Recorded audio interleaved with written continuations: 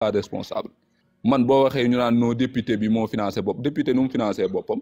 lu tax nga ñëw yow tey nga war a def ay réforme nga waroon a njëkk a def décret boobu fi Macky Sall bàyyi 900 millions yi ñu leen di jox mais da nga ko war a dindi. mais yow bu la arrangé nga ne non l'état est une continuité. décret bi naka lay financé boppam. non ñoom dañu ne seen indemnité de logement yooyu ñu doon am 900 millions yooyu la ñu dajale. moom la ñu dajale pendant 5 ans. mu jox leen 54 millions ñu dem jënd. non indemnité de transport. de transport bi mooy de transport. Et pourquoi indemnité de transport sax 900 000 francs par mois. C'est ça que je dois comprendre. léegi loolu noonu. man loolu moment bi mu defee réforme moom mu ne non dootu ko jox député yi dañ koy dajale ba mat 5 ans muy 54 millions ñu jëndal leen ko te pourquoi pas barutoon a wax ne 54 millions yooyu 900 millions yooyu dañ koy miné. non xam nga député bu nekk na yem ci salaire am. indemnité boobu. gis nga indemnité ko ñoom ñu ñëw continuer ñu leen arrangé ñu continuer ko. indemnité boobu du loi du décret du arrêté amul lenn lu ko organisé bëgg-bëgg la rek. indemnité Macky Sall la ko décidé day fekk Macky Sall jël décret te Macky Sall mënut a jël décret dañoo vote bi ñuy def loi de finance di xayma budget institution yi ca la ñuy décidé na budget assemblée nañ ci dugal nañ ci yokk tant de milliards pour que député yi mën a am oto ca budget ba lañ koy dugal mais du loi bu ne député yi dañoo war a am indemnité wala dañoo war a lii xaalis la boo xam ne budget assemblée buy ñëw global lay nekk 22 milliards la bi Macky Sall di dem 20 milliards la woon bi ñu ko voté bu mujj yokk nañ ci 2 milliards. donc budget global la salaire yeeg yi ci war a demee yëpp ñu jox leen ko kenn du ko sax càmbar comme budget armée day ñëw jàll bu nekk paquet ji bu ñu leen jox ñoom ñooy xool luñ ciy def ak luñ ci dul def tànn jënd ay oto El Malick moo toog fii mu toog ni danga jënd oto waxu ci kenn parce que yor na budget saako gerte saa su soxlaa gerte dugal loxoom sëq teg ci ko taabal ji kese la mais saako gerte bi moom lañ ko jox mooy budget bi du loi bu ne député yi dañoo war a am oto. du loi bu ne député yi dañoo war a am transport amul benn loi bu ko organisé amul benn décision juridique bu ko encadré amul benn loi moo am ci budget assemblée muy la loi de finances initiale bi nga xam ne loi yi budget Sénégal yëpp ci la nekk foofu lañ ko muy 22 milliards ñu jëkki ko jox ko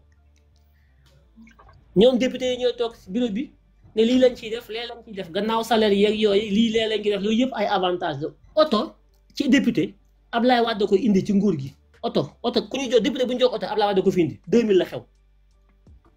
Senghor jóge na fi ba dem amu fi Abdou Diouf jóge na ba dem amu fi réew mi ay tappalekat ñoo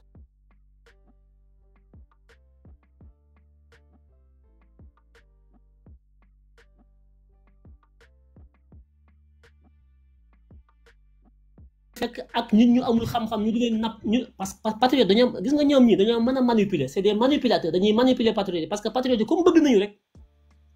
loo leen wax mu dugg taxaw naan député yi ñoo moom 900 000 yi fu ñu ko jëlee ku leen ko jox ban loi moo leen ko jox benn loi jox leen ko. ñoom loolu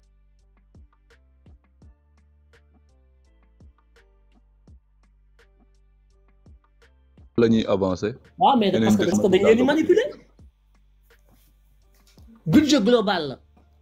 22 milliards yow nga ñëw na matt mi dafa tooy mënuñu cee togg ceeb ñu jox la 22 milliards doo ko sakkanal ne kat réew mi amul xaalis premier ministre bi nee na nañu sakkanal président bi nee na amuñu marge budgétaire mënuñu def dara dañoo cëkk suñu koom-koom dafa cëkk président ko wax premier ministre daal na ñu ngi ci suuf ñun waxaguma sax génn kër gi waaye ñoo nga 4e sous-sol en bas il faut nga yéeg ba niveau 0 ngay soog a génn. El Malick na matt mi dafa tooy ñu teg ci juróom-benn weer nga da nga jënd ay oto 50 et quelques millions ci réew moo xam ne ñëpp ñi ngi serrer la ceinture nga waroon a wàññi oto yi wàññi lépp jël 22 milliards yooyu fexe ba wàññi ko comme nam ko waxee woon moom El Malick ne budget bi dañ ko war a wàññi wala ñu tas ko Macky Sall ne ne day def korkoral El Malick ko waxoon de ca temps Macky Sall comme day sakkanal na xaaj budget bi moitié budget assemblée bi fi Macky Sall nekkee ndax ñun dañ fay fekk bor boo xam ne Macky Sall da koo lebal gas teen sakkanal pour am échelle bu ñu jënd yéeg génn ci pax mi El Malick bi nekkee ci biir teen bi lay xalaat ay 4x4 pour mën a dem nappaaje ji di leen nax nag yëpp di leen nax waxuma dara ak Akhenaton budget boobu muy wax ne moom budget mat na sëkk ça au niveau du ministère de la santé hôpitaux yaa ngi nii nit ñi di dee tous les jours nit yónnee gi la veille du màggal benn association bu nga xam ne cette dame là elle est poussée pour les enfants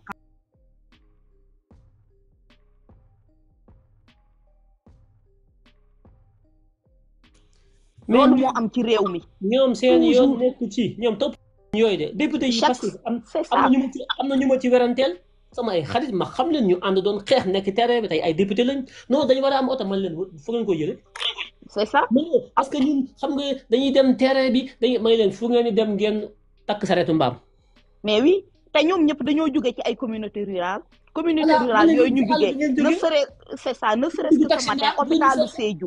hôpitalu Sédhiou nit ñaa ngi kaas ndax césarienne yañ fay jigéen ñi di dee est-ce parle de ça seen yoon dafa nekk yoon ñoom ay 4x4 lañ bëgg sol seen i gasneer dem Touba ak Tivaouane nekk Ndiassane non mais màggali seen yoon newu ci def seen i carburant t'arrives pas à comprendre tu te dis 2000 da koo mën a daw Sénégal dafa tollu superficie bi ñuy dawee lool par mois non mais c'est abusé c'est du gabagisme comme pas possible oui waaw dañu député ñu war a am oto parce que lii parce que là ma ne leen man bañu ma ngeen am oto bañu ma ko de je ne suis pas contre député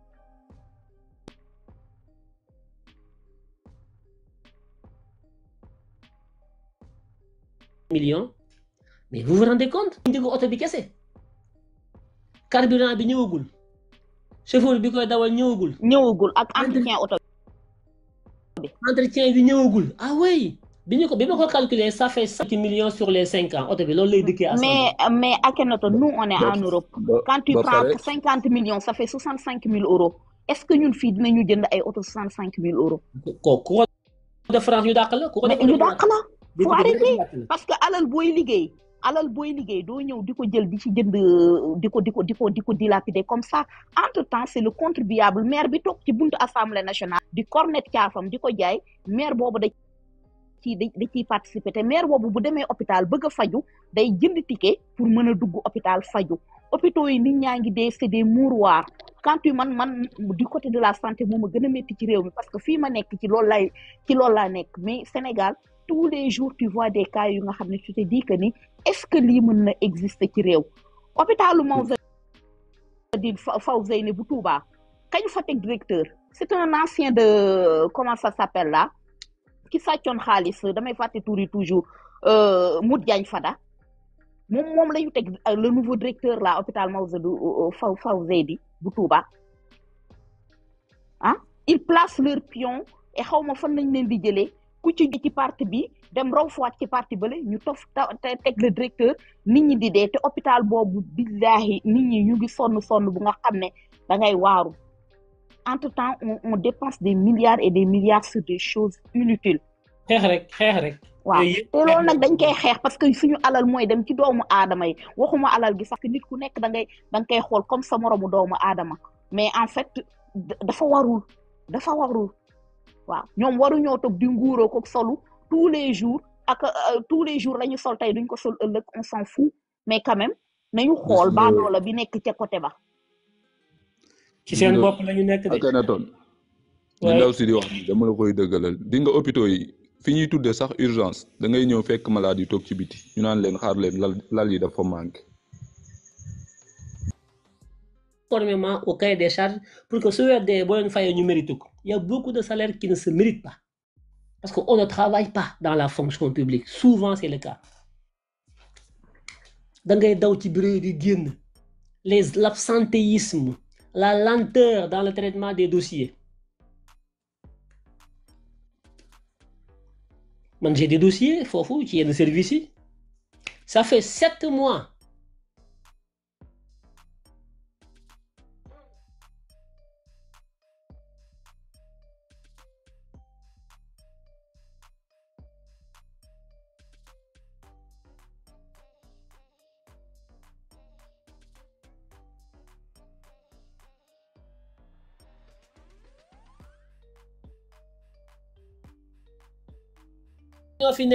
ñoo fi nekk liggéeyuñu depuis février janvier la ñu ñëwoon fii ne nit ñi nañu déposer pièce d'identité et jusqu'à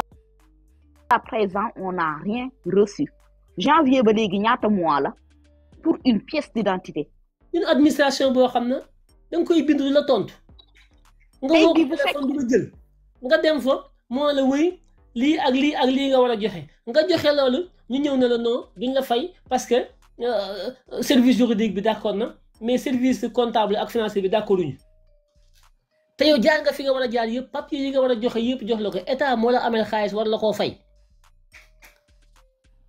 nga joxe papier yi nga war a joxe ci service bi ci gën a ndaw service boobu xool ko yéege ko valider ko mu yéeg ñëw ba service juridique ñu valider moo ko dem service comptable et financier ñooñu ne duñu fay teguñu ko fenn parce que le papier n'est pas conforme te ñàkk a fay bi duñ la bind wala ñu war da dañuy jël sa dossier bi classé ko teg ko fee bàyyi ko fa yow yaay daw ñëwaat laajte lu tax fay ñu la ñu lay soog a wax lii moo tax wala lee moo tax da ngay xuloo ñoo la woy diw moo tax fay ñu la wala DG bi moo la wala kër da nga leen di bind duñ la tontu. Akhenaton salaamaaleykum. waaleykum salaam. man de seetlu naa ne yow tu es complice parce que li nga war a wax lépp nit ñi yeewu xam ko nangu ko waxu ko da nga yéex a ñëw da ngay éclairer nit ñi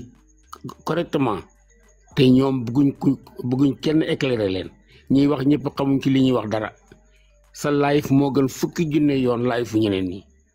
fexeel di ñëw tous les jours du def live pour nit ñi xam ne fiñ tegu du yoon te ñiñ jiital duñ dara parce que fi yëpp xam dëgg lañ bëgg a àndi ak nit ñi mais amuñ kenn ku leen ko waxal. maa ngi lay remercier nag di la ñaanal yàlla man maa ngi déglu sa waxtaan. jërëjëf. depuis la France ba fii. j'ai pris ma retraite maa ngi fii te ba ma ñëwee ñëw Sonko moo tax ma revenir au Sénégal. dëgg la. man j'étais à Marseille léegi nag yow da ngaa war a wax ndax ministre yi ñu jël amu ci kenn ku la gën soo leen gënul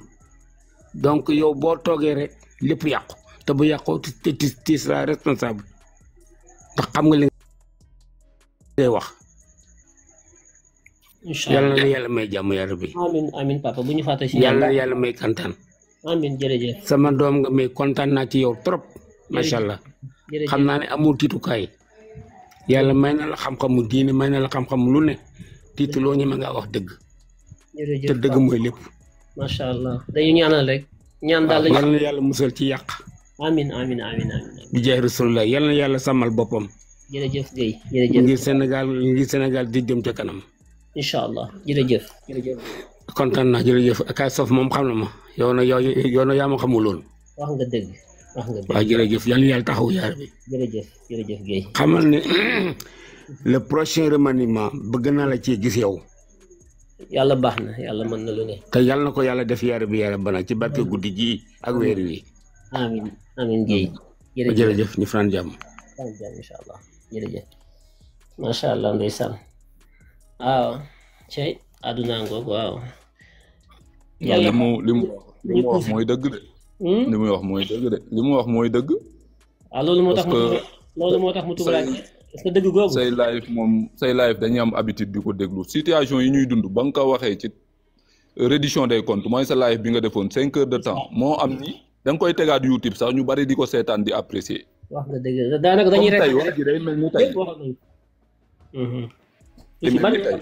léegi da ngay ñëwaat nga demaat ci suñu suuf yi nga xam ne moo nekk domaine national gis nga ci régime Macky Sall niñ ko doon def. des hommes politiques et des autorités c'est donc ngay gis benn personne ñu ne la am na 1000 hectares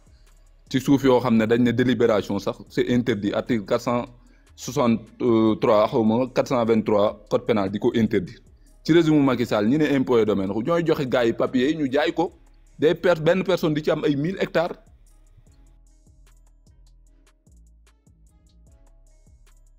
da ngay ne enseignant wala nga ne médecin wala nga ne policier déposé duñ la may ab autorité wala homme politique mooy ñëw am fa ay hectares loolu noonu pourtant biñ toogee léegi dañ ko waroon a régler nangu suuf boobu delloo ko askan bi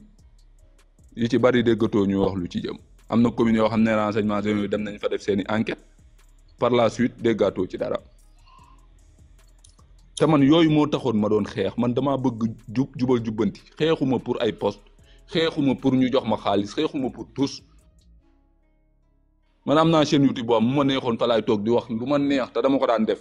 mais bi ma gisee ni ñii awuñu yoon man ci laa commencé nag rek téye sama bopp quoi parce que bu dee da ngay wax di rey sa bopp di défendre alors que askan bi jariñuwuñu mais loolu amul sens te pourtant ay mesures kese ngay teg yu sévère population bi respecté ko nga lutter contre la corruption je te le jure ñun patriotes yi ci boppam ñooy cotiser waat di la jox pour nga mën a satisfaire les besoins de la population parce que Pastef dafa am lu ñu gëm don de soi pour la patrie mais réew mi doo sentir jubal jubbanti fenn du ci tali bi du ci hôpitaux yi du ci justice bi du fenn ba pare ñu ne ñu bëgg a toog ñenn ñu fanatique yi di taal live na non réew maa ngi dox réew maa ngi avancé tout se passe bien léegi bu 5 ans yi jotee ñu dem pour laajaat askan bi pour ñu fal ñu lan lañ leen di wax nii sax ngay def di taal live leeralal ne le chef du gouvernement lu ci bari nekku ci responsable Diomaye des fois moom mooy nommé moom ku ñu war a teggi sa place moo ko war a def mais réew mi ñi ci ëpp 57% de la population sont des analphabètes xamuñu ñun ñii di yéeg ci live yi nga ñuy expliquer ak ñiy toog di déglu ñi ci bari ñoom xamuñu ay domaine de compétence dañ naan Sonko moo ñu joxoon Diomaye rek réew mi bu doxul Sonko ci la mais ni ngay def di taal sa live di leeral c'est bon gouvernement bi kan moo li cëpp xam-xam da ci am yow li nga xeex ci projet bi ba gars yi falu ñoom dañ koo xeex am na ñoo xam ne 10 jours a desoon ci élection yi ñu ñëw soutenir Diomaye ñu pare jox leen poste ñu war a liggéey askan bi jariñu ñuy dundal base politique ñu ci bari seen base politique la ñuy dundal de gëmuñu sax ay Diomaye Faye ki ay Ousmane Sonko président Diomaye nag moo war a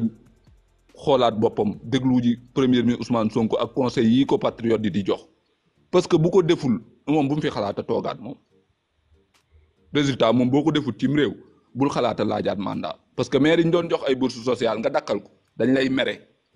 bu doon nag fekk na nga teg ay projet yoo xam ne booy ñu ngi bay nekk ci àll bi di bay loo xam ne moo leen di fay ba pare dara des duggaat ci suñu budget bi mu tane. am na solo mais yow defoo ci dara. avec ça nga naan ngay def ay calcul encore maa ngi dégg sànq ñuy wax naan est-ce que Diomaye mënul ba non tey jii man gisuma lu mën a tere premier ministre Ousmane Sonko nekk candidat ci élection présidentielle 2029 même bu doon loolu am na ñun ñooy majorité au niveau de l'Assemblée nationale dañuy jël proposition de loi xool L29 ak lépp lu ñuy teree bokk ñu modifier ko kan moo ci mën tous ñu xool nag ba xam Diomaye bu boobaa dina bañ a promulguer loi boobu bu ko defee nag ñu ne ko affaire yi kon leer na yow li nga bëggoon mooy non ñëwaate toog écarter Ousmane Sonko bu boobaa nag ñu mën a jàkkaarloog moom mais il faut que ñuy jiital bëgg-bëggu askan bi bañ a fanatique mais foo waxee dëgg ñu taf la saaga la xas la tey bu ñu demee ba benn jour Ousmane Sonko génn wax loolu ñu ne la voilà ñëwaat naan maa ngi rëccu maa ngi jéggalu yaa am dëgg. c'est n'importe quoi dans ce pays nañ dem rek comme que lii lañ bëgg nañ dem rek fonctionnaire yi tant que ñu ngi égoïste avancé. am na solo Black SN nekku fi bon en tout cas am na solo et puis xam naa ne li ñu war a wax yëpp xam naa ne duñu ko mën a matal waaye ñu bañ a bàyyi rek kenn ku ci nekk xam ne li nga bëgg ci réew mi ngi ci sa détermination sa taxaw ak sa bokk ci ñi ko war a jëmmal lu jafe la lu metti la lu jaxasoo la waaye lu mën a nekk la nekkin woowu nag du Ousmane Sonko dong moo koy def wala Modou Sow wala Cheikh Ibra wala Mariem wala déedéet il faut que mbooloo mu bari waaye bari dong doyul day bari ba noppi bari ga tegu ci xam gu jur xam muy ñaari xam di xam waaye ba tey du doy mbooloo mu takku mu xamaat muy xam-xam waaye am détermination mooy dogu gu mat sëkk am yéene am courage ak fit ngir taxaw àndandoo di yëkkatoondoo di tegoondoo ngir système bi fi nekk ñu jàpp ne système bi moom saye ndax falu nañu déedéet yàgg naa koo wax le système est diffus et tentaculaire reenu garab la reen day law rek fu ne mu dugg fa di law loolu mooy système bii jaar fee bee jaar fee boo daggee bi yaakaar na reen bi jeex na ndekete am na beneen reen fële loolu mooy système mi ngi fépp fu ngeen xalaat ci réew mi rek système baa nga fa toog loolu nag benn nit mënu koo defar benn mandat mënu koo defar benn askan mënu ko defar mbooloo mu bari lay laaj mu ñu tàggat ba mu yeewu ba xam ba xàmmee ba ràññeet la jóg taxaw nag takk ndigam ñu àndandoo ñooñu ñoo ko fi mën a jële bu dul loolu moom dañuy wëndeelu rek wëndeelu boobu gars yi di wax moom la ñuy def rek fal kii follikee taf yëngal mooy ndox mi ngeen gis démb mu taw ñëpp tëmb ministre ba daw premier ministre woote président ba xëy sol ay botom loolu Abdoulaye Wade def na ko 2000 Macky Sall def na ko Diomaye ngi koy def ñuy répéter toujours les mêmes erreurs rek répéter les mêmes gestes les mêmes faits sans avancer loolu la ñu Sarkozy xase woon ba mu ñëw Université de Dakar en 2008 mais l'homme africain n'est pas assez rentré dans l'histoire il passe son temps à répéter les mêmes gestes et les mêmes faits qui sont des gestes xam nga liés au temps su tawee ñu jëmbat su naw bi jeexee ñu arrêté di xaar déwén mu tawati même période on répète les mêmes gestes on ne cherche pas à innover on ne cherche pas à provoquer le développement mais on vit au rythme du climat au rythme du temps au rythme des saisons noonu la ko Sarkozy waxee woon ñoo def ñoo saagandee mën leen saagawu leen dëgg la wax mooy Abdoulaye Wade dugg ca mbënd ma dem Macky Sall ñëw dugg ci mbënd mi Diomaye ñëw dugg ci mbënd mi entre temps rien n'a changé les choses sont toujours là 700 milliards Macky Sall avant Macky Sall Abdoulaye Wade 1000 et quelques milliards boo xoolee li ñu fa déclaré ci suñu budget yi pendant les 24 ans ci budget bu ñu ne dugal nañ ko ci inondation yi ci mbënd mi de Abdoulaye Wade à Macky Sall bu ñu leen ko waxoon tey dana àgg 200 300 milliards non astafurlah 1000 1500 2000 milliards yu ñu def nañ ko ci mbënd mi bu ñu ko génne woon yëpp cumulé ko sur les 24 ans dana àgg 2000 milliards anamu dañ koo lekk taf yëngal def fa ay mur yu bon ay benn tiwo fii encaissé xaalis ba lekk ko nappaajee ko seen i jeeg siyaaree ko seen i sëriñ dem jaaxaan président bu ñëw bu tawee mu dem tëmb sol ay botam population bi génn prési mu nuyu leen joxe ay loxo dem yoonam ba kañ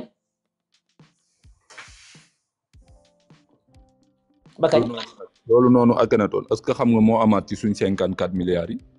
mais fa la jëm bien sûr. ana 54 milliards yooyu ñu jëloon pour wàññi dund bi. boutique yi respecté wuñ ko Sénégal du Dakar kese. mais population lan la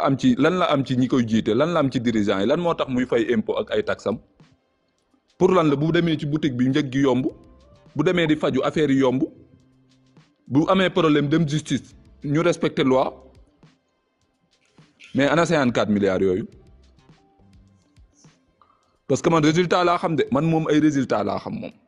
man boo deful résultat man xamoo tous laa lay wax dara xamoo ko élève sax buy jàng bu amul moyen day redoubler léegi yow ay ministre ne fi def fi 1 an 5 mois tegaluñ la ay résultats nga bëgg leen fi ba pour quelle raison te premier Ousmane Sonko génn taakale pour nga def remaniement defoo ko léegi après dañuy continuer nii lii dafa mën a mënul continuer yaa ngi ci commerce ministre du commerce Serigne Gueye Diop moom laay waxal waaw mais kooku c'est normal kooku xamul projet bi ba ñuy xeex gisuñu ko moom kooku du Pastef di jox ko commerce jox ko industrie jël agriculture jox ko Mabouba Diagne ba ñuy xeex xamuñu ko mi ngi ànd ak ñoom Macky Sall di business ñu jox ko agriculture benn vidéo rek la def ñoom buñ defoon xaw ma France 24 xaw ma fu mu ko defee naan buñ ko joxee lii xaw ma loolu te lañ ko fanwee dañ jox ko xam nga di fal nit di ko fanwee nit koo xamul loolu c'est pas sérieux moo tax it saf nañu sàpp mu toog di wax rek foo ko fekk ci réseau yor TikTok am ministre agriculture bu yor TikTok mënul dara xam nga. waaw Akhenaton je m'excuse ministre de l'agriculture bi war ngaa def live bu mag ci agriculture par rapport aux semences hybrides yi ñuy utiliser. waaye yow man ñooñu loolu man dama ci ay semences hybrides yi loolu li ma ci xeex. Sonko li ñu daal ñooñu ko teg yii yëpp man wax naa ko yëpp dama ko parce que ñu ngi wax agriculture mais catastrophe bu mu nar a def ci réew mi dans les années à venir là te comme ñoom luñ ci xam ay Sonko Diomaye dañoo xam luy hybride ñoom xamuñu ay semences hybrides yooyu ñoom xamuñu yooyu de ñoom demuñu Sonko Diomaye génnuñu réew mi demuñu fenn ñoom Sénégal lañu xamuñu luy hybride luñ ci xam. et sa modérateur yi dañ maa dindi sama commentaire yi sànq maa ngi gis ku ñu naan Pape Khalifa ak Tesla naan je suis impoli parce que je coupe les gens parce que boo xamul ku ngay waxal na nga xam ni ngay waxee ak nit ñi. faut pas traiter les gens d'impoli. d'accord bàyyi leen commentaire yi bàyyi leen man je suis démocrate. Ouais, là j'arrive pas à commenter ci suuf dañ la parce que bàyyi dañoo kii dindi def loolu sama bàyyi ko kii def waaye loolu dañoo dindi mënatuma commenter ainsi de suite et tout non depuis non cet kii def loolu na après-midi ko dindi waaye ban waaye kii la ban parce que modèle même am na keneen kuy wax ne tamit dañ koo bloqué alors que daf doon wax rek ne Modou fanatique la et tout ça et depuis ça c'est loolu pas ils l'ont grave non bloqué non non c'est trop waaw méchant ça non ça c'est pas grave ah bon non ñi man baal naa ko de man moom lu ne dama koy dégg ñi ñuy YouTube sax bloqué dañ ma tamit fay bàyyi fekk di leen ma saaga di attaqué nit ñi quoi ay kii lii la bàyyi leen yooyu bàyyi leen attaqué nit da leen wax ci xam-xam bu leen attaqué nit kii parce que am na kii ngeen dugal ko fii nañu bàyyi loolu baaxul mais kii bloqué tamit nay avertir quoi bu mu bloqué si sama il faut que ñun nangoonte ñuy waxtaan di séddoo xalaat ci respect kenn bañ a gis nit rek nga ne ko yow fii nga bokk nañu bàyyi yow kii bloqué na bàyyi bloqué si sama bi parce que man bon am na ci yoo xam ne man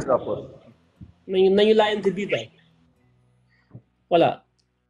parce que au niveau de l'agriculture moom mi ngi dem rek et tout nit ñaa ngi gis waa production yi man gisuma production yi mi ngi wax rek je ne sais pas comment ça se passe au pays mais en fait ñu ngi dugal ci réew mi ay semences yu nga xam ne ak les OGM yooyu yëpp te duñu ci wax population bi ñu bëri xamuñu ci baykat yi ñu bëri xamuñu loolu donc du coup il y a trop de manipulation dessus ci lu jëm ci agriculture bi te kenn ñemewut a wax parce que lui il filme tout et deful dara moom yoonam nekku ci de moom OGM leen di les organismes moom yoonam nekku ci moom daal moom toppatawul yooyu yoonam nekku ci moom ku dund ku dee yoonam nekku ci moom daal dina lu mu am dina ko dugal ci réew mi loolu Ousmane Sonko Diomaye ñoo ci war a am programme bu leer am traçabilité bu leer di ko surveiller di ko xool mais réew mi moom xam nga ne yàlla xam doy na nit ñi moom parce que produit yooyu boo ko bayee day yàq sa suuf day indi dépendance te day joxe cancer voilà waaye gis nga Akhenaton li réew mi mënoo wax lépp même récemment j'ai vu que ñuy publicité le vaccin là contre le cancer du col de l'utérus le papillomavirus là alors que même ce vaccin là ici en France ñu bëri dañ ko weddi te vaccin bi dafa am lu muy def léegi nag Gavi ci boppam dugg na ci réew mi depuis ba président Diomaye ñëwee fii en France dajeeg ñoom léegi ñu ngi jël nag waa recevoir na leen vaccin bi nag ñu ngi koy jël di ko publicité partout man comme j'aime bien regarder les séries sénégalaises je les vois dans toutes les séries lañ koy jël di ko dugal noonu nag la xale yu jigéen ñi di demee buñ demee nag ba nga xam ne école bi ubbi na en plus on les met à des enfants de 9 ans yaay ñu ci bëri xamuñu c'est pour loolu dañoo bëgg stériliser c'est pour rendre stérile les jeunes filles oui mais loolu Sonko Diomaye ñoo ko war a xam gis naa ñu jël ay 4x4 yu bees tàq bind ci Gavi jox ko ministère de la santé ñu ko réfectionné c'est du n'importe quoi c'est du ci àll bi vacciné leen c'est tout loolu ñu ngi dugg ci àll bi ñu ngi yàq xale yi vraiment c'est Gavi c'est Bill Gates c'est Gavi waaw c'est Bill Gates te nag man moo tax bu mu ñëwee France ba léegi dajeeg Gavi ba léegi aw ma tuuti maa ngi ci gis ñuy def message yu nga xam ne di ko publicité fu nekk nag. waaw même bi mu demee États-Unis Silicon Valley tase na fa ak Bill Gates. ñoom xam nga loolu ñoom ñoo bokk ay mbuus daal ñoom xam nañ bu baax ñoom seen loolu système ñoom loolu man dama ko xeex ba tey le système Gavi le système xam nga Soros. yooyu yëpp nga xam mais Soros a ngi noonu il l'a reçu au palais jour boobu lu mu jotul ci message ci page Facebook am xamul lu mu toll. tout le monde lui a dit la même chose waaye et yooyu ñëpp lan dañuy ut si ci réew mi. voilà am ay ministres yoo xam ne ñoom ils sont pas dans la prévention ils n'ont pas une santé préventive amuñu budget pour loolu duñu xool li nit ñi di lekk duñu xool vaccin yi duñu xool li fiy dugg seen yoon nekku ci ñoom voilà ils sont en train de tuer les populations dans 50 ans dans un siècle conséquences yi doo ko gis léegi mais conséquences yi c'est dans 100 ans fekk ñun ñëpp dee nañu les futures générations lañu nekk di hypothéquer à travers ces vaccins là c'est extrêmement dangereux on n'a pas besoin ces vaccins là on n'en a pas besoin pendant des siècles nos ancêtres ont vécu pour nous mettre au monde nous ils connaissaient pas il faut qu'on arrête voilà man Akhenaton vaccin fan laa ko njëkk a weddee dama toog samay déduction personnelle et j'ai vu ici par rapport di may gisee par rapport à mon expérience professionnelle ci laa weddee vaccin j'ai vu mon arrière grand-mère maternelle ca àll ba la dëkkoon ca Louga ca kaw elle n'a jamais eu de vaccin elle a vécu plus de 120 ans fekkee na peste ba te peste ba rayu ko woon peut-être peste ba lañ ko vacciné woon et tout et elle était valide jusqu'à sa mort alors que léegi da ngay gis ay xale yu ndaw amuñu ministre de la santé amuñu ministre de l'agriculture mais le ministre de la santé c'est un figurant amuñu ministre du commerce Akhenaton est-ce que ñu ngi demander justice pour nos martyrs parce que xam nga tey buñ toogoon 10 ans ñi rey booy yi topp ñu leen action publique bi day prescrire. non pas sur les crimes. les non torts. qualifié guñ ko de parce que dañ naan crime ay crime contre l'humanité c'est le procureur qui qualifié gu ko mais bu dee ay crime simple la ko considéré nii mu def 10 ans toppoo ñi rey booy yi fan lay mujj moo tax à chaque fois président Bassirou Diomaye Faye daf la war di déglu di nga justice pour nos martyrs dañ ko war a def reddition des comptes bii dañ ko war a def parce que moom premier ministre moo ko wax ci première sortie ba moom chef du gouvernement mooy 3 mois bi ñu defee état des lieux mu ne lii sax dañ ko bëggoon a nëbb mais le président moo ne man ci dëgg lañ ma fal ci dëgg laay dox wax ko askan bi ba gàllaat ci boppu askan bi 5000 milliards yu ñu wax ne dette cachée la parce que ñi fiy jugee moom ay sàcc lañ ñoom defoon nañ seen i manœuvre ba ne taux d'endettement bi 70% la. bu mu leen ñu bett toog daal bu mu leen bett daal FMI war a financer Banque mondiale war a financer yow léegi wax nga ba ñooñu financer tuñ léegi doo def reddition des comptes yow nga am ay milliards yu mën a fay bor boobu noonu mais da ngay toog continuer di leb boo waxee ñu ne non Sénégal mu ngi door sans FMI sans Banque mondiale mais yaa ngi leb ba tey lu tax taux d'endettement bi dem ba 119%. Sénégal est-ce que rawut Mozambique kese léegi avec ça ñun ñu ne ñu ngi liggéey quoi. il faut mu def remaniement changer nit ñi taux d'endettement boobu élevé na mais nañ sentir jub-jubal jubbanti mesures yi rek billaay nañ ko jub-jubal jubbanti nañ ko sentir rek leneen lu ci des askan bi ci boppam mooy génne xaalisam di la jox pour nga doxal ba pare nag seen train de vie yooyu luxe boobu ñuy dund ñu wàññi ko di wane bon exemple leader da ngay wane bon exemple comme Ousmane Sonko di dimbali ñi ànd ak yow. mais yow da ngay gis benn jeune boo xam ne dañ koy nommé DG ñu jël ko seppet ca JPS ba mu nekkoon ay moroomam nekk fa di wër salaire u 100 000 francs mënuñu ko am moom muy am salaire u 5 millions wala 4 millions au lieu que sax mu def don de soi jàppale ñooñ non du ko def. en tout cas tey dem takkaat beneen jabaram ñëw teg ba pare koo koy xëy di def discours de woo réseau yeeg yëpp ñëw toog mu naan booy protéger le projet bu ngeen xoolee ba liy yàqu fekk yow booy li leen war lépp def nañ ko yow yaa deful li la war. yooyu noonu il faut ñu koy sóoraale leader da ngay wane bon exemple boo bëggee askan bi fan la di yëkkatiwaat seen alal di la ko jox mais man dinaa cotiser te man di ko jox ñoo xam ne nañ lancé waat empreinte obligataire ba xam dinañ gis population bu leen dimbali joxuñu leen ko pour ngeen di jënd auto 54 millions joxuñu leen ko pour ngeen di dund li askan bi di gën a pauvre dañ leen koo jox pour hôpitaux yi gars yi di faju ci jàmm ak salaam mu yomb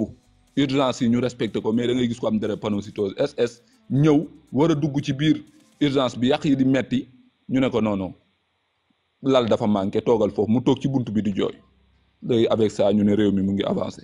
avec ça ñun bu ñu fi defee 5 ans bu ñu demaatee ci askan bi di leen laaj kan moo fi mën a discours lu la askan bi joxaate ay pouvoir kan moo ko mën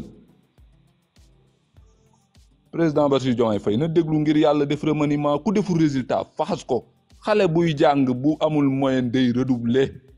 waxuma laa nag ab ministre. bu mu leen bett daal bu remaniement amee te reddition des comptes yi commencé gul ngeen gis ñu mel ne ay Amadou Ba ay Abdoulaye Daouda Diallo ci gouvernement bi bu mu leen bett. xam naa ne daal da ngay gis ko naan la non crime contre l'humanité la torture yi dool du prescrire qualifié guñ ko c'est le procureur qui qualifie les faits. Macky Sall mii nii rek li mu yor si suñuy milliards da nga xam nu mu toll pourtant mu ngi nii génn dem lu ñu dal moom problème bi moom si la kenn waxul waxi jéem koo topp sax kenn waxu ko duñ wax sax si moom. Gemini Axel. c'est du n'importe quoi. salaamaaleykum maa ngi leen di ziar bu baax ak maa ngi leen di ziar bu baax. vraiment je suis très content si live bi léegi laa ci tombé y a même pas 15 minutes xam nga. ma bëggoon participer tuuti daal xam naa yow mos nañ wax un peu au téléphone par WhatsApp quoi donc ma dégg si affaire un peu nomination yi ma am ci benn anecdote bu may andi boo xam ne personnellement man ba nguur bi ñëwee et tout dafa am ku jege Sonko ku contacter sam papa contacter wu ko direct dafa contacter ki nga xam ne moom moo naroon moom lañ doon ut bëgg a jël comme conseiller au niveau de affaire santé et tout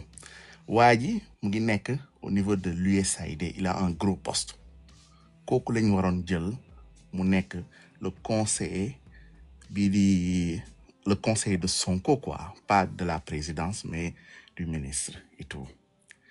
léegi Sonko demandé kooku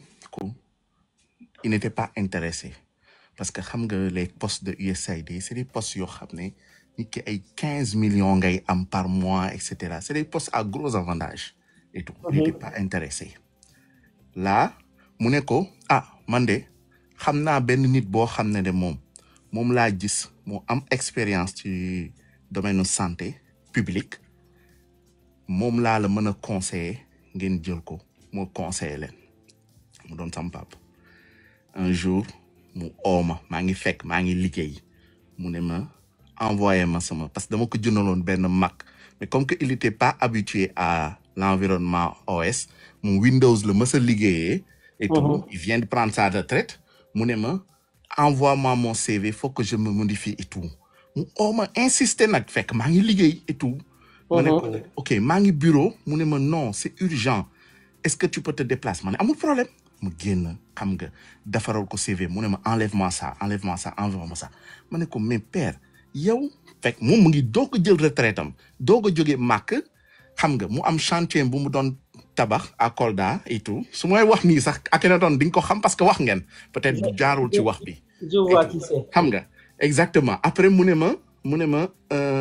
defaral ma ko rek waxuma ba léegi dans les détails ma ne ko d'accord ma modifier ko génneel ko yenn affaires yi et tout xam nga moom armée jaar na armée et cetera xam nga mu expérience am rek ci affaire u santé mu envoyé affaire bi xam nga ñu koy contacter après nag mu transféré ma ay audio des gens qui étaient proches de Sonko et tout ne ma au fait dañ soxla kuy conseiller Sonko en matière de santé et cetera et tout xam ba moo ko waxee ma ne ko père yow yaa ngi doog a retraité doo noppaloo ko et cetera xam nga mais comme que c'est un grand patriote ku bëgg Sonko ku ko gëm gis nga Akhenaton saa yu cotisation jotee Sampa daf ñuy harceler on donne pas des 10 000 de 50 000 100 000 ñëpp et cetera il nous harcèle dafa gëm projet bi dafa gëm dëkkam et tout noonu xam nga mu ñu contacter ko mu envoyé CV bi et cetera 1 semaine 2 semaines plus tard et tout déggul gars yi et cetera et tout mais mu ngi jaabante entre Dakar et Kolda après mu jékki-jékki mu ne ma c'est bizarre quand même ils m'ont brusquement contacté xam nga ni mu wéy yónneel le CV bi au plus tard 17h il faut ñu transférer ko Sonko et cetera jàppal bàyyi et tout mais déggaatuma leen quoi ma ne ko père dafa say kii rek yàlla de toute façon bon buñ la soxlaa dinañ la oo rek et cetera noonu mu def 1 mois mu contacter ki nga xam ne moo ko owoon mu ne ko mais dis donc yow da nga ma owoon un jour que ne ma lii affaire demee yooyu mu ne ko docteur instant yi ñu ngi ci waajal nomination yi lañ nekk nii lii et cetera mu ne d'accord ok d'accord y a pas de problème et tout quoi de toute façon moi je suis pas demandeur et tout xam nga mais je veux servir mon pays et cetera Akhenaton noonu ba tey ba sànq ba suba et cetera quoi et tout yow wax nga moom gis nga du ça parce que sam papa la moo tax gis nga au niveau du Sénégal Afrique de l'Ouest ku ko gën a baax les profils en matière de santé publique y en a pas au Sénégal c'est quelqu'un de très rigoureux médecin militaire la ba pare il est très charismatique et tout am na ñuy naan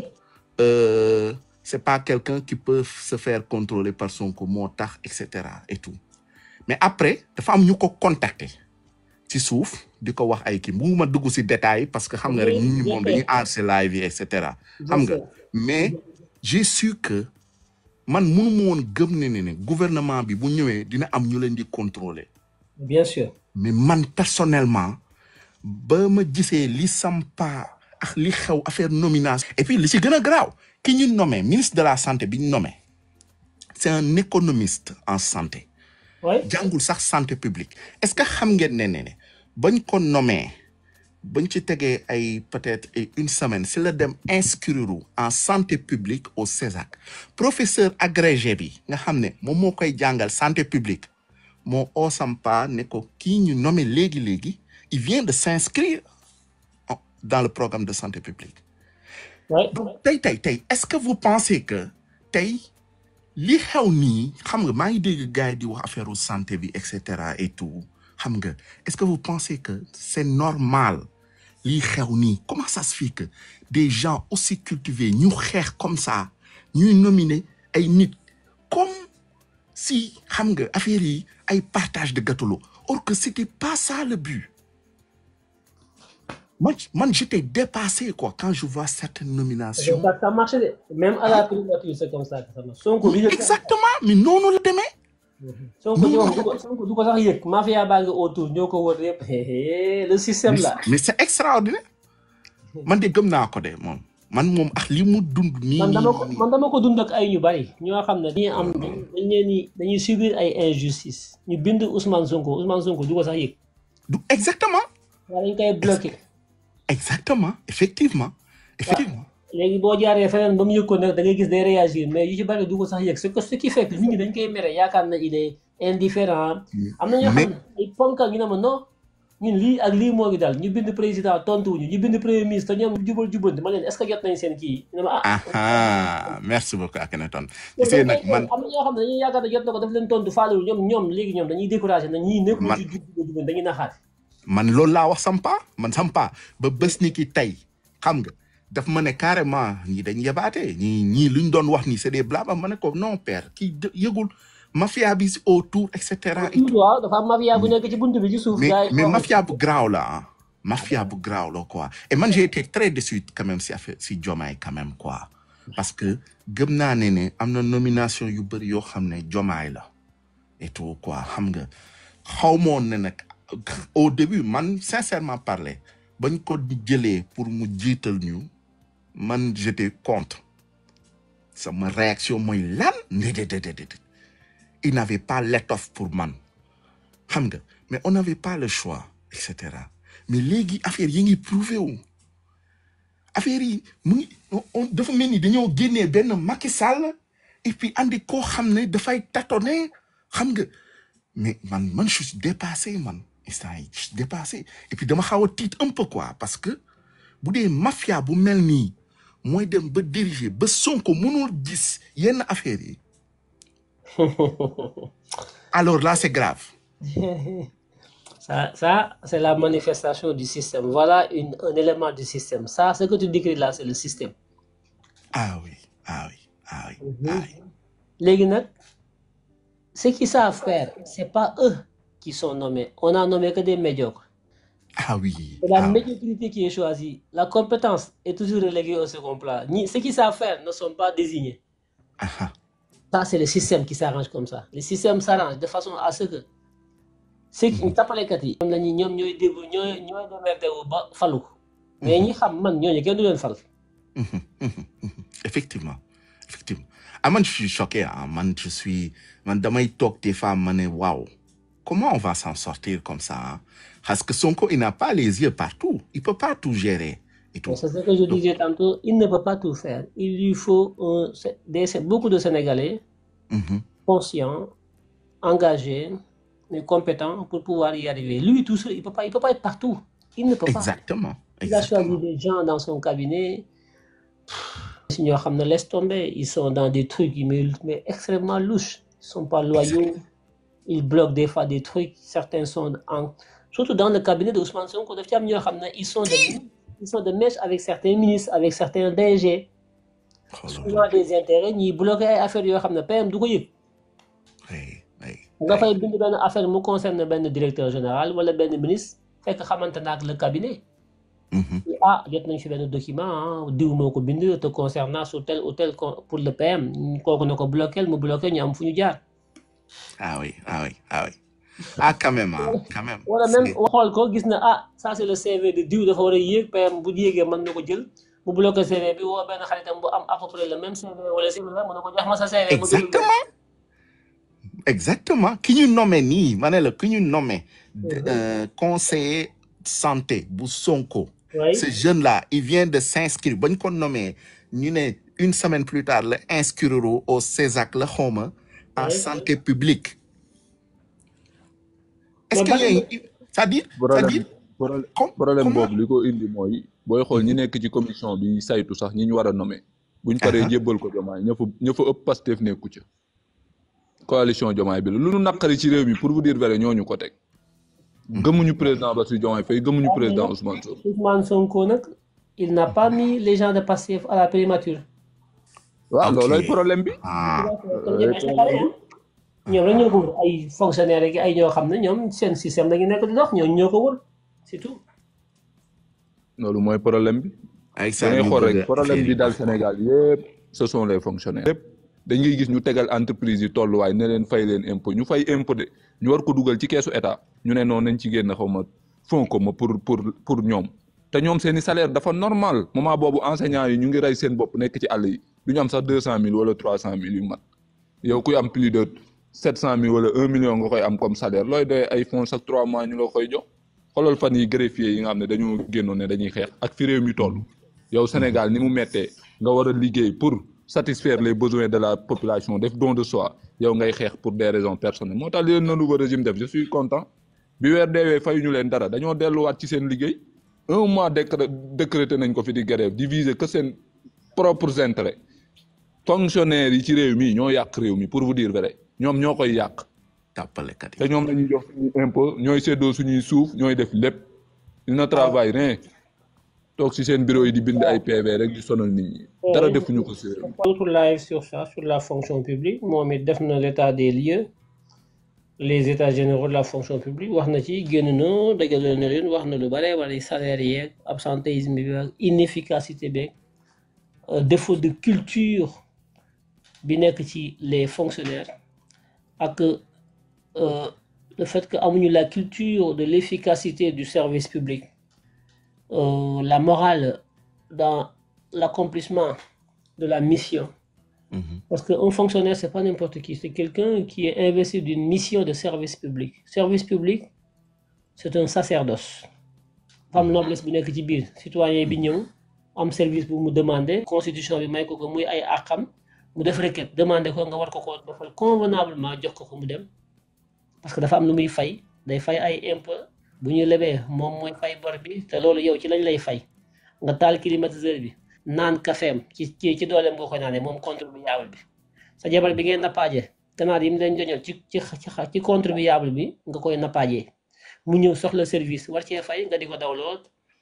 mu sonn ci doo ko defal wala boog soo ko defalee xol bu tàng da nga koy yuuxu mel ne yaa ko moom il y a du travail à faire sur ça il faut préparer former. li lay war ne ñoo yàq réew am na live boo defoon di wax suufu aéroport bi ni ñu ko ubbee ña koy occupé ñan la. ce sont les man comment liste ba mi ngi ak man boobu xam nga j'avais la liste. ñi ko occupé woon ñan la ñoom la rek. maanaam Sénégal pour vous dire vrai je te le jure pour nga construire le pays fii il faut nga am ay fonctionnaires altruistes di s'engagent à défendre l'intérêt de la population mais ñi ëpp ci réew mi di diriger ils ne visent que pour leurs propres intérêts loolu moo ñu dalaat sax ci tey ñenn ñi nga xam ne war mën a réduire seeni salaire pour satisfaire les besoins de la population li jëntiwuñu loolu ñoom ku ci ne chaque weer na nga jot sa 3 millions 900 te dañoo muus dañ naan la ministre amul 4 millions mais 3 millions 900 égale 4 millions 100 rek moo ci manqué 100 000 francs kese. bu ñu doon liggéey sax mais bu ñu doon liggéey waaw bu doon dañuy liggéey askan bi bari man yéene naa leen ko mais liggéey.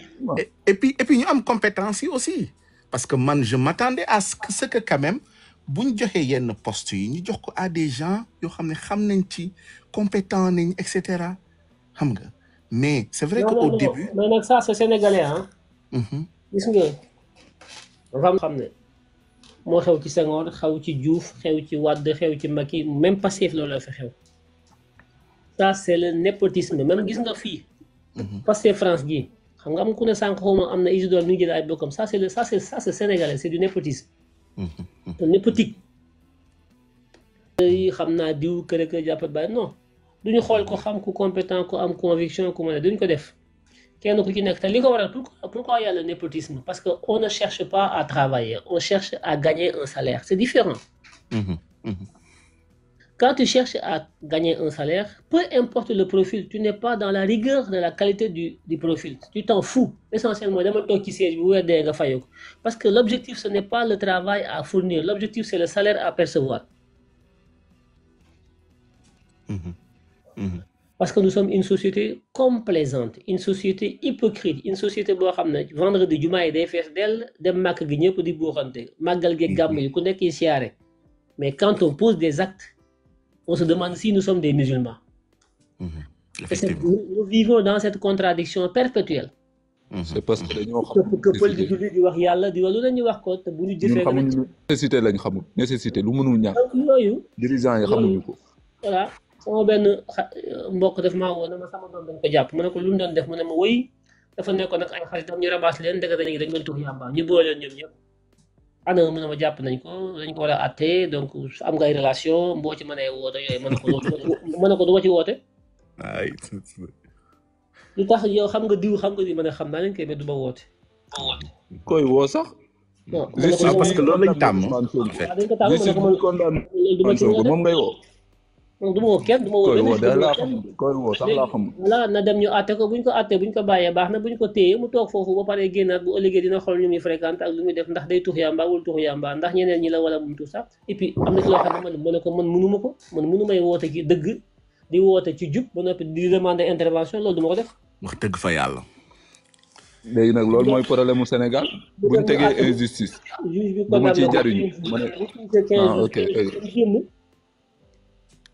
sama mbokk bu ma jege la mais dama ne sama yaayam bi ma woo sama sœur dama ne ko du ma ci dugg du ma woote waaw loolu kat ma ne ko waxal lu la neex mais loolu du ma ko woote bu fekkoon ku ñu tooñ la dinaa woote mais koo xam ne dañ na tooñ naa tooñu toog ñuy tux yàmba ñu ramasse leen police loolu du ma ci woote sama mbokk la mais loolu ñi koy def Sénégal bariwuñu bariwul parce que da ngaa dëggu rek fexe ndax sama mbokk la wut mais dëgg il faut que ñu am kenn ku ci nekk li nga def nga di ko fay maanaam ku ci nekk li mu def mu assumé ko boo xam sa mbokk am na yoo xam ne invasion nit ki ngay intervenir di ko jàppale day fekk mu tooñ ko mais ku tooñ kooku kenn du ko jàppale dañ ko bàyyi mu purger sa peine parce que loolu mooy tax justice am léegi nag Sénégal li fi ne imam xam nga lan la boo gisee acte d'injustice boo xam ne yow yaa ngi ciy jariñu da nga naan sa liggéeyu ndey la buñ ko tegee nag pour keneen nga ne scandale la loolu moo nekk si réew mi. waaw mais man góoma yooyu man liggéey ndey amul yooyu ay wax yi dañ waaw c'est clair loolu paa yi noonu la ñuy fonctionner quoi ñoom noonu la ñuy xeetu noot la xeetu noot la quoi ñoom noonu la ñuy maanaam saana sëy yi paa yi dañuy bëgg ñu nekk ay esclave dañuy bëgg maire yi liggéey ba dee ñaan boo bëggee sa doom tekki il faut nga nangoo sonn ci kër gi yooyu paa yi ñoo ko doon naxee maire yi quoi mais yooyu tappale yooyu amul ay caaxaan non comprendre fi may waxee imam dama ne man bu ma gisoon tey injustice war ko du ma ko bañ de dama koy jël bu dee dama ciy jariñu man dama koy jël léegi su ma ko jëlee dañ muy tourné naan non sa liggéeyu ndey la mais buñ ko defoon pour Akhenaton ma yuuxu nag ne scandale la tant que mentalité boobu ñun ñu ngi koy yor il faut que ñun la population ci boppam tamit bañ injustice mais ñoom ñaari injustice moo am bu ñuy jariñu dañ naan bu baax la buñ jariñuwut ñu yuuxu ko loolu mooy suñu problème kenn ku ci nekk jóge naa Nianing di ñëw Mbour policier bi arrêté ma bi ma arrêté chauffeur bi ma àndaloon mu ne ko yow ana sa permis mu jox ko permis bi mu ne ko ana sa carte grise mu jox ko mu ne ko ana sa assurance mu ubbi boîte à gants bi génne assurance bi jox ko ndaka assurance bi dafa jeex boobu am na assurance ñu woote ci assurance bi na mais daggoon ngeen assurance su 1 an boo woowee diw dina la ko jox ma woo kooku envoyé ma assurance bi ci sama téléphone ma won ko policier bi mu ne ma non moment bi ma lay contrôler assurance bi ma jox dafa jeex ma ne ko waaw parce que xaw ma woon ne jeex na wala jeexul mais assurance boobu ancienne assurance bi la mais après dagg nañu assurance boo xam ne c'est sur 1 an yónnee na ma ko mi ngi nii numéro assurance bi am nga appareil boo dugalee numéro assurance bi di nga xam ndax baax na ou pas mu ne ma non du ma ko jël parce que moment bi ma lay interroger le moment te assurance bi nga ma jox c'était pas valable ma ne ko waaw mais boobaak léegi 5 minutes la mu ne ma dama lay attester ma ne ko lu tax nga may attester man sama papier yi am naa assurance mu ne ma dama lay attester ma ne ko attester ma mu defal ma attestation ma dem doxi li may doxi ba wàññiku li ma lay wax ay midi la ma 18 heures ma wàññiku bi ma ñëwee dem commissariat wu Mbour fekk fa keneen koo xam ne moom ñi ngi yor seen benn kees gu mag goo xam ne fa la ñuy sànni attestation yi ci benn genre poubelle fa lañ ko teg ci biir bureau bi waa ji toog ci bureau am ku ñu attesté ci moom ngay dem ci commissariat Mbour de ma ñëw dugg bi ma ñëwee ñu ne ma nañ ma attesté ci midi bi may dem côté Pointe Sarène expliquer commissaire bi na ko lii ak lii moo xew mu defal ma contravention pour ma fay mais man parewuma pour fay lu tax doo fay mu ne ko parce que daf may attesté ci loo xam ne teguwul ci yoon sama papier yëpp je suis en règle bi may inspecté ci moment boobu këyit bi ma ko jox assurance bi xooluma ko parce que oto bi man du sama oto dama ko loué bi ma joxee papier bi assurance boobu ndekk dafa jeex bi ma woowee agence bi loué oto bi mu ne ma oto bi am na assurance maa ngi la koy yónnee mu yónnee ma assurance bi nag dagg nañ ko yaa 3 mois te assurance yi mat na 1 an assurance baa ngi nii ma wan ko mu ne ma moom du ko jël en compte ndax moment bi muy contrôlé moment boobu amul assurance mais 5 minutes après am naa assurance mu ne ma assurance bi kat moo la wax bi ma la jàppee dagglu woo ko ci saa sa ma ne ko xoolal date bi ñu ko def yaa 3 mois de cela man maa ko amul parce que dama foogoon ne mi ngi ci oto bi comme oto bi c'est en location moomu ko loolu moo tax vérifié wu ma assurance bi mais bi ma woowee agence bi ñoom yónnee nañu ma assurance bi mi ngi nii. léegi nag li am solo mooy bonne foi su ma defoon tey ma ne ko su ma defoon accident tey ci oto bi moment boobu su ma defoon accident je suis couvert par l'assurance. Effectivement. Dissuasion loi yi c'est pas pour punir c'est pour dissuader c'est pour prévenir. J'ai ma carte grise, j'ai mon permis, j'ai l'assurance. La voiture est en règle. Nga bëgg ma fay loolu fan lañ koy teg man je ne suis pas prêt à payer coow na kur ma wax kër jàppal bàyyi man leen du ma fay bu ngeen bëggee ñu dem fu ngeen neex mais du ma fay parce que je suis en règle et je suis prêt à le prouver. mu ne waaw loolu war ko wax fii kër jàppal bàyyi li may taxaw ci bureau bi yëpp maa ngi gis nit ñaa ngi taxaw ci biti di rang par benn mooy dugg ñaar dañu dugg parce que li ñuy def nit ñi waruñu koo gis te li ñu def mooy da ngay nekk ci biti ñu defal la PV boo duggee au lieu nga fay PV bi bu fekkee da nga joxe 3000 ñu nangu PV bi ñu la joxoon contravention bi sànni ko ci poubelle bi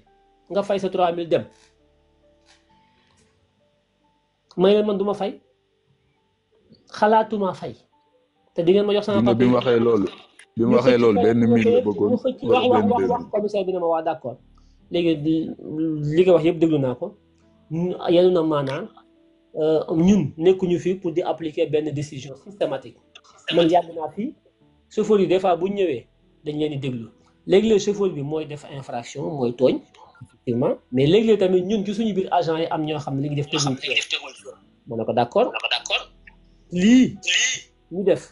teguwul ci yoon moo tax man du ma fay mu ne ma d'accord naa ci loolu daal di jël papier bi effacer tout ça delloo ma sama permis ma génn dem sama yoon bi ñu génnee ñi ma àndal ñi ngi taxaw may leen effort bi ñu def ñëw bu fii gaare dugg ci commissariat bi dem ci commissaire bi wax ak moom mu xëcc ñu pare pour dem ba ci fi mbaxama doon benn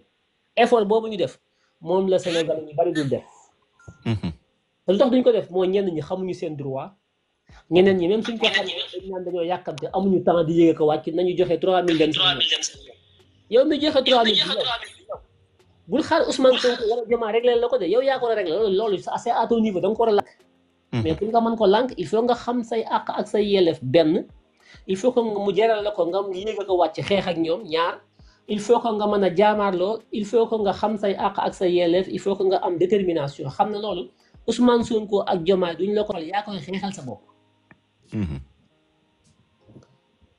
ñi ma àndaloon ma wax leen loolu pour que ñu jàng ci xamal leen ne réew mi tayel génn 3000 ci sa poche joxe dafa yomb. parce que xam nga lan moo tax mu jox la papier bi Akhenaton. mais parce que xam naa bi ñu génn ki ma àndal na ma daf laa xàmmee de daf laa ràññee. non parce que xam na ne xam nga sûrement non c'est parce que xam na ne xam nga droit te xam nga ñoom seeni rôle lu ñoom dañu limité tey lu mënoon di am ci PV lañ koy jox te bu demee ci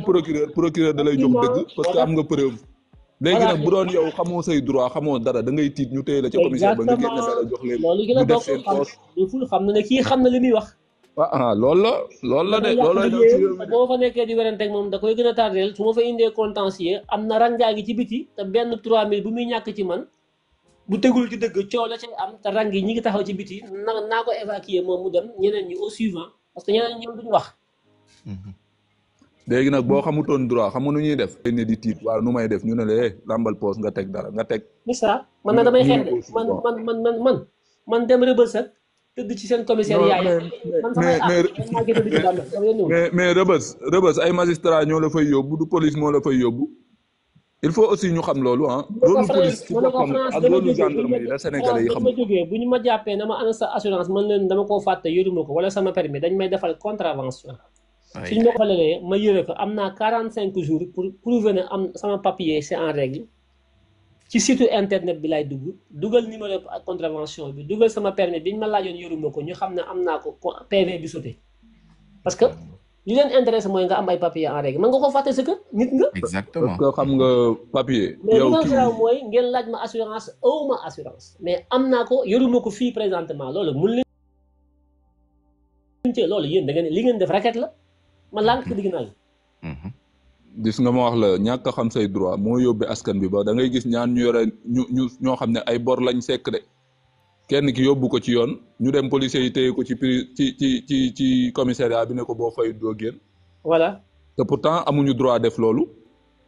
amuñu droit def loolu li ñu leen war mooy entendre les parties def ko ci PV bi jox le procureur c'est le procureur qui décide. mais Sénégal ci boppam ñoo xamul rôle lu force de l'ordre yi xamuñu ko. ñoom dañoo ragal les forces de l'ordre alors que mais li koy indi nag mooy dañu xamul seen i droit. dañoo xamul dara ci seen i droit dara xamul dañuy dox nii rek. mais ku xam droit dëgg. li ciy jàngat man bu ma fi ma jaar yëpp mooy loolu. man dama leen di manipuler comme pas possible parce que. mooy loolu boo xamee say droit rek da ngay noppalu quoi. corruption bi nekk ci réew mi ku ci nekk yaa ko war a xeexal sa bopp. sanction dafa war a di am nag. sanction dafa war a di am parce que man je me rappelle très bien vidéo boobu nga xam ne y a 5 ans de cela xale bu jigéen bi filmé woon policier bi ba après ñu tëj ko man ça j'étais dépassé quoi nee naa ban réew lañ nekkoon policier nga nekk di corrompre la mais kii filmé affaire bi moom la ñuy jàpp ah non ñun on était au pire point quoi. mais niveau lañ nekkoon. waaw loolu c'est un pays dirigé par un système boobu moo falsifié compte public yi moo leb xaalis te dugal finance publique bi dugal ci loi de finance bi système boobu moo jàpp Sonko ne ko yow mën a bokk élection système boobu ñoo seddoo aéroport Yoff bi système boobu ñoo may policiers yi ñuy racket nit ñi di lekk PME yi système boobu mooy tere nga filmer policier bu ñuy corrompre en direct nga filmer ko jàpp ñu policier bi doon corrompre de yow mi ko filmer la ñuy jàpp loolu mooy système mafieux bi fi nekkoon. loolu c'est ça le règle. kaay ma wax la nag di nga corruption boobu ci tali bi xam nga lu tax muy nakkaree xeex. c'est parce que kiy joxe 1000 francs aussi du nekk en règle moom 1000 francs bi muy joxe moo koy gënal kooku jël ko def ko ci poosam. buñ ko dajalee ba waaw léegi nag loolu dafa am moyen buñ ko war a saafara. pourquoi seen supérieurs yi ñoom les forces maanaam générales yi colonels yi du leen jaral un jour ñu wàcc ci tali bi. civil ci kaar yi wala dara xool police buñ ci jàpp. duñu wàcc de kees gi nekk ci bureau bi kees boobu ñuy encaissé da ci mos moom. loolu laa doon bëgg a wax gis nga. ma wàcc ci mbedd bi mais du léegi dañoo numériser affaire yi du léegi ay. kooku ci kees gi lay nappaajee wàcc. moo la gën a xam ne mais léegi dañoo numériser n'est-ce pas. mais man Akhenaton man ci nguuru Diomaye bi jubal jubbanti bi man loolu laa doon xaar façon yooyu noonu pratique bu bees tàq. loolu de buñ ko bëggee dañuy am ministre de l'intérieur patriote bu xam projet bi xam attente population yi jéem ko appliquer mais ministre yi ñu fi teg ñii ba ñuy xeex ñoom ña ngay noos ministre yi ñu jox ministère de souveraineté yi ñun ba ñuy xeex di dee boobu ñu jox ministère yi ña ngay noos ñoom xeexuñu. waaw loolu tamit am na man ministre de l'intérieur bi wax dëgg fa yàlla j'ai rien contre lui. ku diñ la am na kuy laaj loi lanceur d'alerte yi ku xam liggéeyam la mais. kii laaj loi lanceur d'alerte yi. du Russie lañ ko yóbbu woon moom Russie la jógee de balaa muy ñëw nomination am Russie la dañ ko bëggoon xawma def loo lan mu bañ et puis ñu yóbbu ko Russie la xawma mu def fa 6 mois et puis si lay ñëw quoi général Tine et cetera. mais bien et tout mais il y avait des patriotes je suis sûr que amoon na ay patriotes yoo xam ne waroon nañ leen jël ñoo xam ne peut-être armée lañ nekk ñu diriger ministre de l'intérieur du domaine boo xam ne. mais ça de. ensuite Akhenaton am na question bu ma la bëgg a poser ci lanceur d'alerte yi parce que nee nañ projet de loi la bu ñu war a voter le 18 bii nii dégg naa ñu koy wax léegi li ma lay laaj mooy lanceur d'alerte boobu noonu bu ñu ko voter donc dafa may askan bi pour ñuy diffamer quoi man je préfère tey diffamation boobu noonu maanaam waaw parce que foofu mooy problème bi parce que lanceur d'alerte ñu bari dañu jàpp ne bu ñu ko xasee mettre en place rek mën nga toog di wax booy wax tamit te amoo ci preuve mbaa doo am problème parce que ñun problème suñu problème mooy problème bi mooy lan gis nga autorités yi et les hommes politiques ñoom suñu alal lañ yor tey bu Modou Sow génnee di wax ci moom ne ah gis naa ni kat am na autorité boo xam ne def na lii ak def na lii li waroon le nouveau régime li waroon maanaam la justice dafa war a dem corps de contrôle yi dem saytu ji loolu ndax li Modou Sow wax c'est avéré ou pas su demee saytu ko bu gisee